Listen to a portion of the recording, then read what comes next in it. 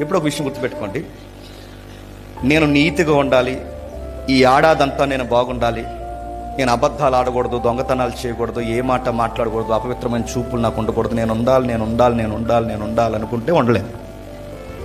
ఎందుకంటే మన నీతి మనల్ని కట్టదు. మన నీతి దేవుని ఎదుట మనల్ని మహిమా పాత్రలుగా మార్చుతుంది.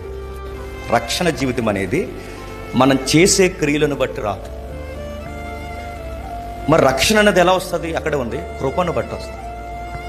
కృప అంటే ఏమాత్రం అర్హత లేని మన బతుకులకి పోరా నేనేం అనడం లేదు అని ఆ భాషను చూసారా, అలా వదిలేసేదాన్ని కృప అంటారు.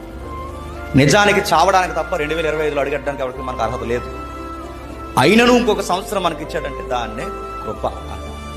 అంటే ఆయనకి శిక్షించే అధికారం ఉండి, దండించే అధికారం ఉండి, అసలు మనల్ని తీసేసేంత అధికారం ఉన్నా మనల్ని ఏమనకుండా సంవత్సరాలు ప్రవేశింపజేసి, నెలలు ప్రవేశింపజేసి, నీ కుటుంబంలో నీ జీవితంలో క్రియలు జరిగిస్తున్నాడు. ఏముంది ప్రభు అంటే ఏమీ లేదు, కృప ఉంది అంతే.